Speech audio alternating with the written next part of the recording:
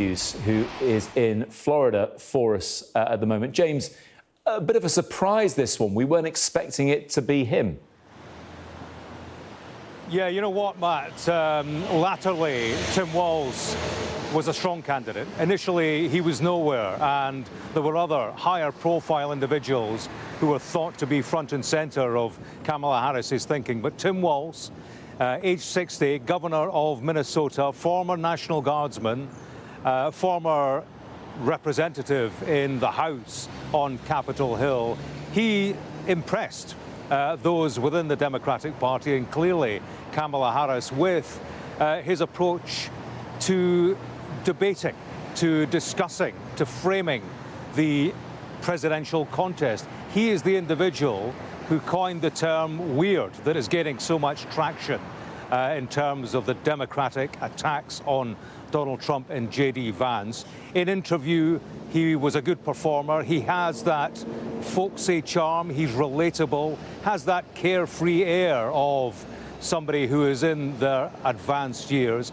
He's an individual, I suppose, who may not be in contention for the top job ultimately. Perhaps that was factored into Kamala Harris's thinking. But in terms of that selection process, there were others front and centre. Josh Shapiro, the governor of Pennsylvania, Senator Mark Kelly in Arizona. They were touted initially as frontrunners, but Tim Walz came up on the inside. There was a weekend process of so-called chemistry tests. Tim Walz and others sat down with Kamala Harris so that she could gauge who she could best do business with in office over 4 to 8 years. And I'm led to believe that Kamala Harris was hugely impressed by Tim Walz, as was her vetting team, a team essentially of lawyers and party acolytes who looked into the background of those who were in the running, checking for any skeletons in the closet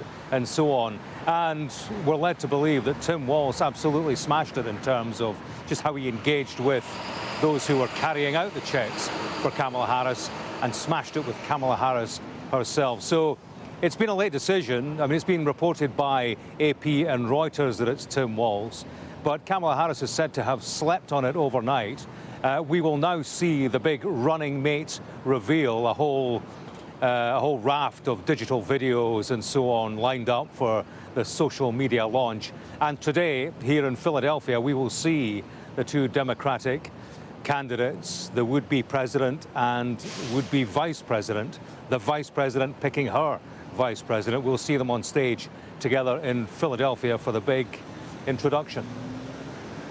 James, just one more very quick question, because there were those Democrats who consider themselves progressive, who would have liked to have seen an all-female ticket, others who would have liked to have seen someone like Pete Buttigieg be partnering Kamala Harris as well. So what does Walz deliver in terms of votes? Because, again, Shapiro, being Pennsylvanian, could have made a big difference in a swing state like that. Yeah, there were strengths to all the candidates. I think in terms of Pete Buttigieg, Transportation Secretary, he's a gay man.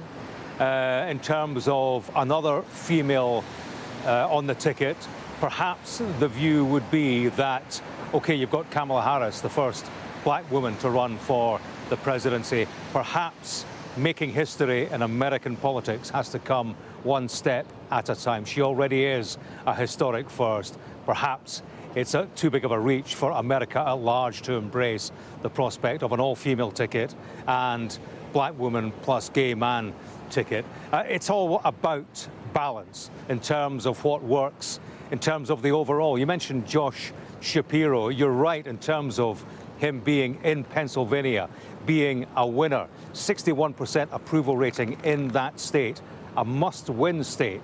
They say here you have to win Pennsylvania to win the election, and it's because of the numbers. That delivers 19 electoral votes, which is huge in terms of the final equation as to who gets into the White House. Interestingly, Shapiro will be making remarks, we are told, at this event today. I mean, it's been a fine calculation for Harris to discount the advantages of Shapiro on the ticket. The guarantee probably of those 19 electoral votes, for her to set that aside for the strengths of Tim Walz, that is a calculation on which her presidential run may turn. That may be the axis, the dividing line between success and failure. We'll find out in due course.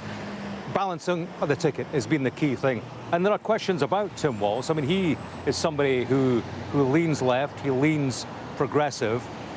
The problem for Kamala Harris in some parts of this country will be that she is viewed as a San Francisco liberal. So there had been an expectation that she would be looking for somebody more moderate in terms of the politics to reach those parts of America that will be turned off by the liberalism attached to Kamala Harris. But she's gone for Tim Walz. He has strengths. He's the mature, heterosexual white man. That will work in terms of balance in some parts of this country. And generally, he's a good performer. We've seen that in the media. He's coined this term weird. That's played well so far. I suppose the Democratic thinking is that that will play well over the course of the next 3 months, in debates in particular, with the likes of, J.D. Vance. He's actually in town today, Matt. The way the Republicans are playing it is that in this week, when Harris and now Walz will go on tour of swing states, J.D. Vance and Republicans are going to the same places several hours earlier. It's almost a kind of match-up. But what we have now is the election starting proper. We now know the identities of the ticket on one side and the two names on the ticket on the other. So in many ways, the election starts right here in Philadelphia today.